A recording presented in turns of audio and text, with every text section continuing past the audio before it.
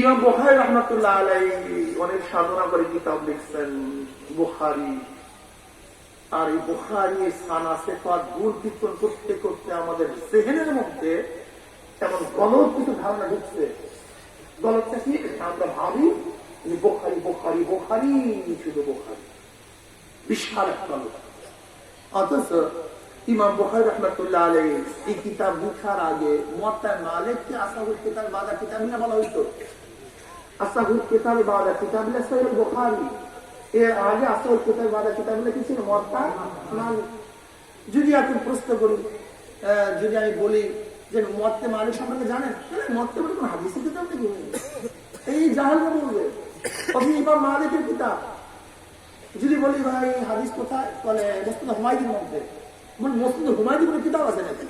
অথচ মুসনাদ হুমায়দি কা? ইমাম বুখারীর উস্তাদের। ইমাম বুখারী প্রথম যে হাদিস নিয়ে আসতেন হুমায়দি, এই হুমায়দির কিতাবের নাম মুসনাদে হুমায়দি। যদি আমি বলি হুমায়দির থেকে এই হাদিস পেশ করা হয়েছে, আপনি বলবেন কি হুমায়দি কোনো কিতাবের মধ্যে বলেন, অথচ উস্তাদের কিতাব। যদি প্রশ্ন করি এই হাদিস কোথায়, মুসনাদ আহমদের, বলবেন মুসনাদ আহমদ কোন হাদিসের কিতাব নেই। অর্থাৎ মুসনাদ আহমদকে, আহমদ বিন হাম্বলকে ইমাম বুখারীর উস্তাদ। আজীব, জানি না। দেখেন খুব ভালো করে বুঝবেন, যারা শুধু বুখারীর মধ্যে হাদিস তালাশ করেন তারা ভুলের মধ্যে আসেন। ইমাম বুখারী রাহমাতুল্লাহ আলাইহি শুধু হাদিসকে জমা করার জন্য বুখারী শরীফ লিখেন নাই, তিনি তার মাসলাক, তার মাযহাব, তার মতকে সাবিত করার জন্য, প্রমাণ করার জন্য তিনি কিতাব লিখছেন। তাহলে কেন ইমাম বুখারী প্রথম লিখছেন অনুমানগুলি? অনুমান 3450 খানা অনুমান এখানে মধ্যে আছে। তরজমাতুল বাব 98টা কিতাব আছে, তিনি প্রথম লিখছেন অনুমান, তরজমাতুল বাব। আর তরজমাতুল বাব দাওয়া হয়, দাবি হয়, তার মাথা তো অধীনে যে হাদিস নিয়ে আসে সেটা দলিল। তার প্রথম তিনি দাবি করছেন, তারপর নিয়ে আসছেন কি দলিল। আচ্ছা বলেন তো, দলিল কি দাবির অনুকূল হয় না ভিন্ন হয়? কথা বলেন না কেন? দলিল দলিল প্রমাণ কি দাবির অনুকূল হয় না ভিন্ন হয়? তার প্রথম তিনি দাবি নিয়ে আসছেন, তারপর আনছেন দলিল। তাহলে দলিল কি দাবি ভিন্ন হবে না এক হবে? ইমাম বুখারী রাহমাতুল্লাহ আলাইহি শুধু হাদিসকে জমা করার জন্য কিতাব লিখেন নাই, বরং তার তার তার মাযহাব, তার দাওয়াকে সাবিত করার জন্য, প্রমাণ করার জন্য তিনি হাদিস কিতাব লিখছেন। কাজী বুখারীর মধ্যে সমস্ত মাসাইলের দলিল ওই ব্যক্তিরই খোঁজ করবে যারা ইমাম বুখারীকে মাযহাবী ইমাম মানে। আর যারা ইমাম বুখারীকে মাযহাবী ইমাম মানে না, তার সমস্ত মাসাইলের দলিল বুখারীর মধ্যে খুঁজবে কেন? কারণটা কি?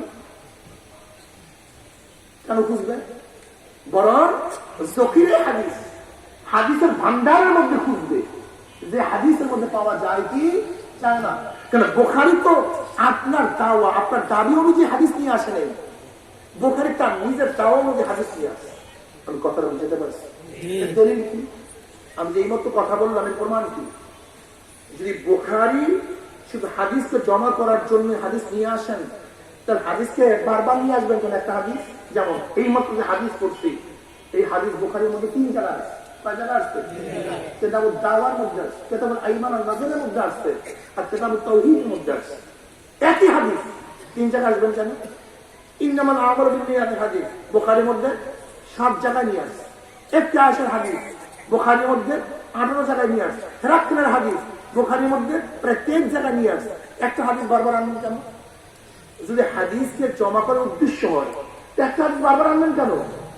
তাহলে দেখা গেল বুখারীর হাদিসকে জমা করার উদ্দেশ্য না, বরং দলিল প্রমাণ দেওয়া উদ্দেশ্য। এবং একই হাদিসের মধ্যে যে বারবার দলিল পান, একই হাদিস বারবার নিয়ে আসছে। আমি কথাটা বুঝতে পারছি? খুব ভালো মতো বুঝলেন। কাজে বুখারীর মধ্যে সবাই দলিল খোঁজ করিয়েন না, বরং আহনাফের মাসালার দলিল হাদিসের ভান্ডারের মধ্যে খোঁজ করবেন, শুধু বুখারীর মধ্যে খোঁজ করবেন। আমি কথাটা বুঝতে পারছি? খুব ভালো মতো বুঝবেন। আগে জেহেনকে সাফ করেন, জেহেন সাফ করা হবে না। যদি প্রশ্ন করি ভাই বুখারী নামে কোন কিতাব ইমাম বুখারী লিখি নাই, বুখারীর নামটা কি? ইমাম বুখারীর নাম দিয়েছেন কি? আল জামে আল মুসনাদ আস সহিহ আল মুখতাসার মিন উমুরি রাসূলিল্লাহ সাল্লাল্লাহু আলাইহি ওয়াসাল্লাম ওয়া সুনানিহি ওয়া আইয়ামিহি। ইমাম বুখারী রাহমাতুল্লাহ আলাইহির কিতাবের নাম মুখতাসার, এটা সংক্ষিপ্ত, মুতাওয়াল না, দীর্ঘ কোনো কিতাব না। জাহেল গন্ডমূর্খ খতিব বাগদাদি তার তারিখ বাগদাদের মধ্যে ইমাম বুখারী রাহমাতুল্লাহ আলাইহি নিজের কওল নকল করে, নিজের কথা, মা আওরাতু ফি কিতাবি হাযা ইল্লা মা সাহহা ওয়া লাকাদ তারাকতু কাসীরান মিনাল আহাদিস ইসতিহাই লিহাল তুল। ইমাম বুখারী নিজে বলেন যে আমি আমার কিতাবের মধ্যে সহিহ হাদিস ব্যতীত কোনো হাদিস নিয়ে আসি নাই, কিন্তু কিতাব দীর্ঘ হওয়ার ভয়ে হাজারো সহিহ হাদিস আমি কিতাবের মধ্যে আনি নাই, ছেড়ে দিয়েছি। ওয়ালাকাদ তারাকতু কাসীরান মিনাল আহাদিস ইসতিহাই, আমি বহু সহিহ হাদিস কিতাবের মধ্যে সামনে শুরু করি নাই। ইমাম বুখারী নিজে বলে। অথচ আমাদের দেশের বোকারা কি বলে, সব গরিব পয়সা কোথায়, আর ইমাম বুখারী কি বলেন, আমার বহু সহিহ হাদিস আমি কিতাবে আনি নাই, ছেড়ে দিয়েছি। আরে বোকারে, সব ফিতনা সৃষ্টি করার জন্য ইহুদি খ্রিস্টানরা আমাদের মধ্যে ফিতনা সৃষ্টি করছে। আমি সন্দেহ করতাম, কিন্তু ওদের এখন বক্তব্য শুনিয়া আমার কাছে আমার সন্দেহই লাগে না। এখন ওদের বক্তব্য শুনি, আল্লাহ আমাদের সবাইকে মাফ করে দেন, সবাইকে মাফ করে দেন। রাগ করিয়েন না ভাই, এত সহজ মনে করিয়েন না। কি তাকরীর করবো বলেন? এই হাদিসের তাকরীর যদি করি তাহলে আপনারা কয়জনে মুখস্থ রাখতে পারবেন, কয়জনে বুঝবেন বলেন তো? ইমাম বুখারী রাহমাতুল্লাহ আলাইহি প্রথম হাদিস নিয়ে আসেন ইন্নামাল আমালু বিন্নিয়াতিল হাদিস। ইন্নামাল আমালু বিন্নিয়াতিল হাদিস সনদ গরীব, গরীব যার সনদের মধ্যে তাফাররুদ থাকে, এখন কি থাকে। অথচ ইমাম বুখারী রাহমাতুল্লাহ আলাইহি প্রথম যে সনদ নিয়ে আসেন তার মধ্যে 4 তফসির একত্র আছে।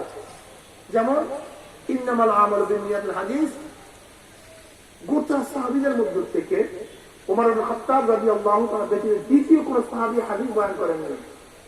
ওমর ইবনে খাত্তাব রাদিয়াল্লাহু তাআলা বহু সাহাবীদের, যেমন আলকামা আত্তাফুল লাইসি ব্যতীত দ্বিতীয় কোন সাহাবী হাদিস বয়ান করেন নাই।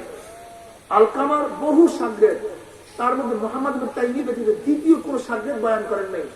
মুহাম্মদ ইবনে তাইমি ব্যতীত তার সাহাবী ইহয়া ইবনে সাঈদ আল-আনসারী, ইহয়া ইবনে সাঈদ আল-আনসারী দ্বিতীয় কোন সাহাবী এই হাদিসকে বয়ান করেন নাই। 4 তফসির পাবো। আর এই শেষের হাদিসও করিব গোটা সাহাবীদের মধ্যে থেকে আবু হুরায়রা রাদিয়াল্লাহু ব্যতীত এই হাদিসকেও বয়ান করেননি। তার সাথে আবু যুরআ ব্যতীত কোনো সাহাবী নেই, তার সাথে আবু ওমর ইবনে খাত্তাব ব্যতীত কোনো সাহাবী নেই, তার সাথে মুহাম্মদ খুজাই ব্যতীত কোনো সাহাবী নেই। 4 তফসির পাবো। প্রথম সনদ গরীব, এই সনদ গরীব। মনে রাখতে হবে গরীব সিহহাতে মুনাফি না। যদি আবু আলী জুব্বাই, হাকিম নিশাপুরি দুই একজন মানুষ ইখতিলাফ ইশকাল করছেন, কিন্তু তার ইশকালের কিছু আসে যায় না, যেহেতু বুখারীর মতো, ইহয়া ইবনে মুঈনের মতো, আহমদ হাম্বালের মতো বড় সারাহ এবং তাবিনের মুহাদ্দিসিনে کرام তাদের কিতাবের মধ্যে গরীব ফরক নিয়ে আসছেন। ইমাম বুখারীর মতো ইমাম গরীব ফরক নিয়ে আসছেন, কাজী গরীব সিহহাতে মুনাফি না। আল্লাহ। ইমাম বুখারী রাহমাতুল্লাহ আলাইহি প্রথম হাদিস নিয়ে আসেন ইন্নামাল আমালু বিন্নিয়াতিল হাদিস। শেষ হাদিস নিয়ে আসেন জিকিরের হাদিস। উলামায়ে কেরাম তাওয়াজ্জু, খুব খেয়াল দেই। আব্বাজান রাহমাতুল্লাহ আলাইহি হাদিসের তাকরীর করতে গিয়ে বলতেন ইমাম বুখারীর প্রথম হাদিস ইন্নামাল আমালু বিন্নিয়াত, শেষ হাদিস জিকিরের হাদিস। ইশারা কি? যার নিয়ত ঠিক, জিকির ঠিক, তার সব ঠিক। কি বলেন?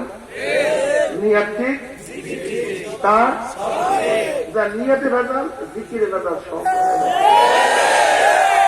এই বর্তমান জমানায় আলেমদের ভেজাল হওয়ার কারণে ওলামাদের প্রচুর ফজিলত, শেষ নাই এত ফজিলত। লেকিন এক সাহাবী নবী আলাইহিস সালাতু ওয়াস সালামের কাছে বললেন, ইয়া নবী আল্লাহ, কিয়ামত কবে হবে? ও ইয়া নবী আল্লাহ, সবচেয়ে খারাপ লোক কে? আল্লাহ নবী বললেন, খারাপ লোক সম্পর্কে জানতে চাই না, বরং জিজ্ঞাসা ভালো লোক কে? নাসার বান্দা। আবার প্রশ্ন, খারাপ লোক কে? আল্লাহ নবী আলাইহিস সালাতু আবারও বললেন, খারাপ লোক সম্পর্কে জানতে চাইও না, বড় ভালো লোক কে? আবারও প্রশ্ন করছি, ইয়া নবী আল্লাহ, খারাপ লোক কে? আমাকে তার সন্তান দেন। নবী আলাইহিস সালাতু বললেন, খায়রুল খিয়ারি খিয়ারুল উলামা, শাররু শিরারে শিরারুল উলামা, খায়রুল খিয়ারে খিয়ারুল উলামা, শাররু শিরারে শিরারুল উলামা। সর্বশ্রেষ্ঠ মানুষের মধ্যে আলেম সর্বশ্রেষ্ঠ, সর্বোৎকৃষ্ট, আর মানুষের মধ্যে সর্বনিকৃষ্ট, সবচেয়ে খারাপ আলেম, সবচেয়ে নিকৃষ্ট আলেম। বুখারী মুসলিমের রওয়ায়াত আছে, কিয়ামতের ময়দানে আল্লাহ আলেমকে জিজ্ঞাসা করবে, আলেম কি নিয়ে আসছো? সমস্ত নিয়ামত সম্পর্কে তাকে অভিহিত করবেন, তোমাকে আমি এই নিয়ামত দান করছি, কি নিয়ে আসছো আমার কাছে? আল্লাহ পাকের কাছে বলবে, আল্লাহ আমি ইলমে দ্বীন অর্জন করছি, আমি ইলমে দ্বীন অর্জন করছি, আমি আলেম হইছি, দ্বীন শিক্ষা গ্রহণ করছি তোমাকে পাওয়ার জন্য। আল্লাহ পাক বলবেন, তুই দ্বীন শিক্ষা গ্রহণ করতে তোকে মুহাদ্দিস বলবে, মুফতি বলবে, পীর সাহেব বলবে, তোকে বক্তা বলবে, তোকে মোটা অঙ্কে টাকা দিয়ে দাওয়াত দিবে, তোর প্রশংসা সবাই পঞ্চমুখ হয়ে যাবে। যে উদ্দেশ্যে তুই ইলম অর্জন করছিস, উদ্দেশ্য পূরণ হয়ে গেছে। এরপরে আদেশ হবে উপর করিয়া টানতে টানতে জাহান্নামে নিক্ষেপ করতে। বুখারী মুসলিমের হাদিস। উলামায়ে কেরাম খুব কঠিন মাসালা। কিয়ামতের ময়দানে আপনি জানেন সর্বপ্রথম কোন ব্যক্তিকে জাহান্নামে নিক্ষেপ করা হবে? ফিরআউনকে না, নমরুদকে না, সাদ্দাতকে না, হামানকে না, কারুনকে না, আবু জাহেলকে না। কিয়ামতের ময়দানে সর্বপ্রথম জাহান্নামে নিক্ষেপ করা হবে ওই আলেম যে তার ইলম অনুযায়ী আমল করেনি। জোরে বলেন না। আচ্ছা, আলেমদের অবস্থা আল হাসাদু ইয়াকুল হাসানাত কামা তাকুলু নারুল হাতাব। আলেমদের মধ্যে এত হাসাদ, এত হাসাদ, এত বিদ্বেষ, এত ঘৃণা। কোন মুহাক্কিক বলেন, উলামায়ে কেরাম বলেন, আলেমদের হিংসার কিছু অংশ যদি বঙ্গোপসাগরের মধ্যে নিক্ষেপ করা হয়, হিংসার কালিতে গোটা বঙ্গোপসাগর কালি হয়ে যাবে। নাউযুবিল্লাহ। এটি আলেম? এর নাম আলেম? বুখারী বুখারী করেন। বুখারীর অবস্থা জানেন? ইমাম বুখারী রাহমাতুল্লাহ একদিন সাগরের মধ্যে সফর করতেছিলেন, দরিয়ার মধ্যে। জাহাজের মধ্যে একজনের সাথে আরেকজনের পরিচয় হয় না? একটা পরিচয়ের পরে একজনকে বলতেছে, আমার কাছে 1000 আশরাফি আছে। 1000 কি আছে ভাই? আশরাফি আছে। মানে 2 নাম্বার। ও চিন্তা করতেছে আশরাফি গুলো নেওয়া যায় কিভাবে। হঠাৎ হাউ হাউ দিয়ে কান্না শুরু করছে। সমস্ত মানব জমা। কি হয়েছে ভাই? তোর আমার 1000 আশরাফি আছিল, টাকা তো পাই না, টাকা গেল কোথায়? নাবিক আসছে, আমার টাকা খুঁজো সবাইকে। ইমাম বুখারী বুঝতে পারছেন, ইমাম বুখারী বুঝতে পারছেন আমার টাকা নেওয়ার জন্য কৌশল করতেছে। ইমাম বুখারী রাহমাতুল্লাহ আলাইহি টাকাগুলি জাহাজের বাইরে ফেলায় না। সবাইকে খোঁজ করার পরে এখন আর টাকা পাওয়া যায়নি।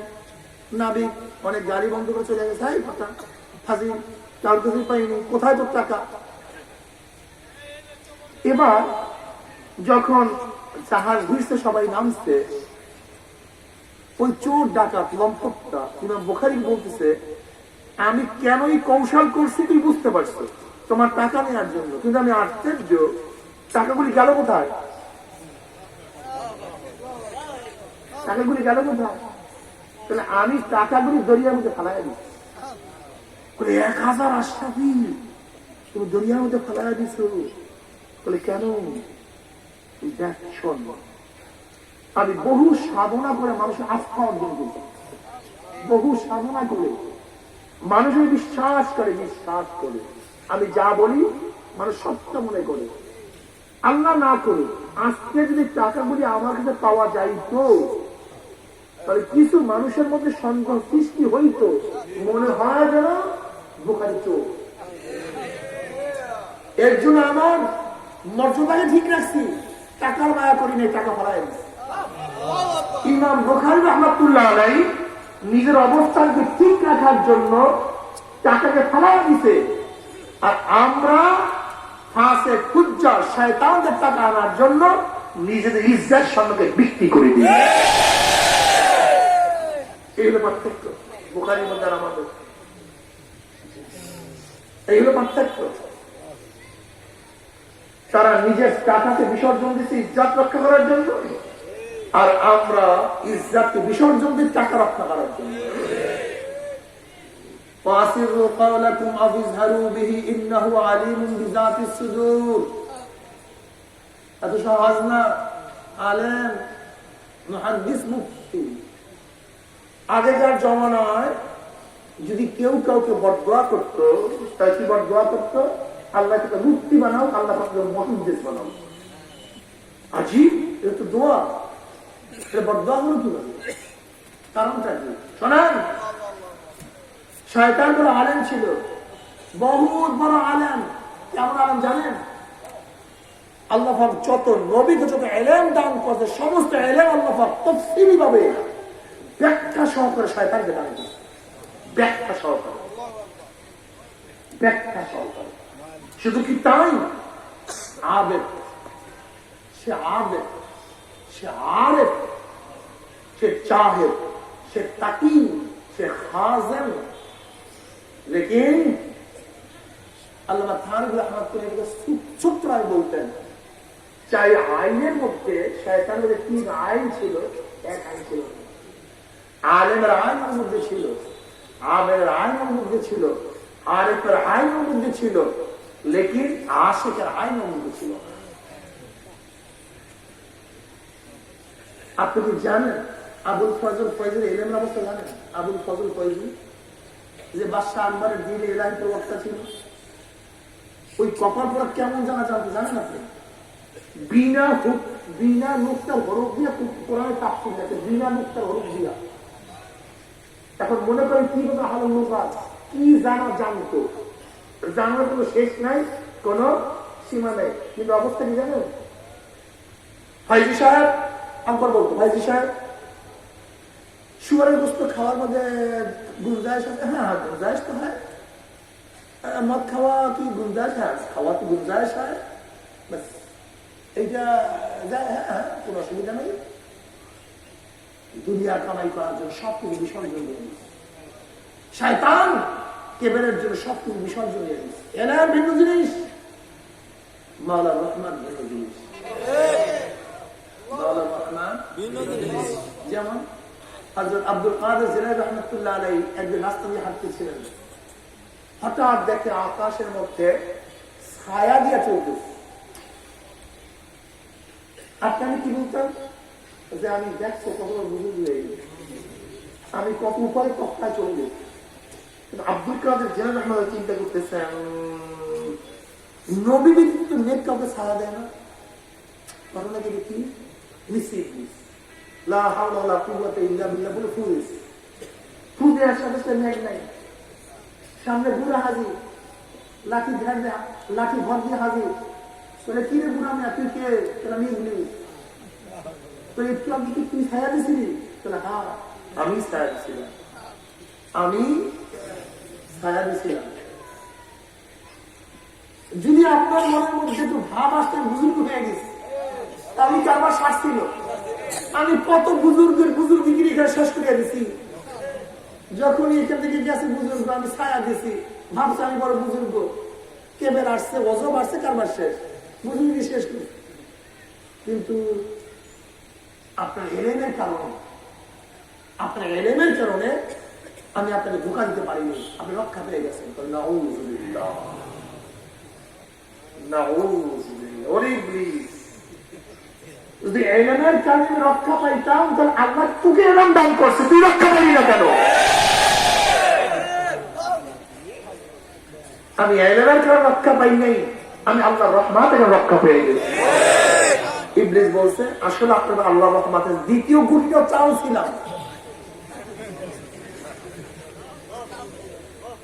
দ্বিতীয় গুণটা নিশ্চিত আপনার আল্লাহ রহমতে, কোন সন্দেহ নেই। বুঝছেন?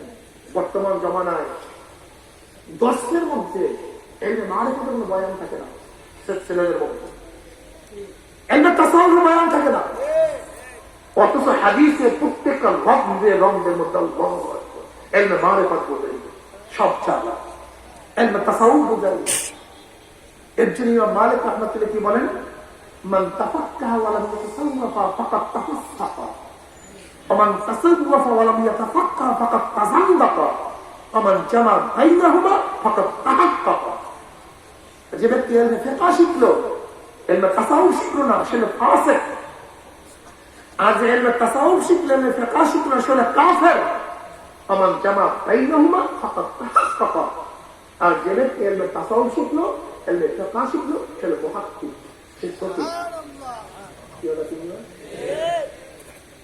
কিতাবুল ঈমানের মধ্যে দেখো না হাদিস জিবরাইল, ওমাল ইহসান ইয়া রাসূলুল্লাহ, قال رسول الله صلى الله عليه وسلم أن تعبد الله كأنك تراه فإن لم تكن تراه فإنه يراك। যাই হোক, নিয়তকে খালিস করো। وما أمروا إلا ليعبدوا الله مخلصين له الدين। আর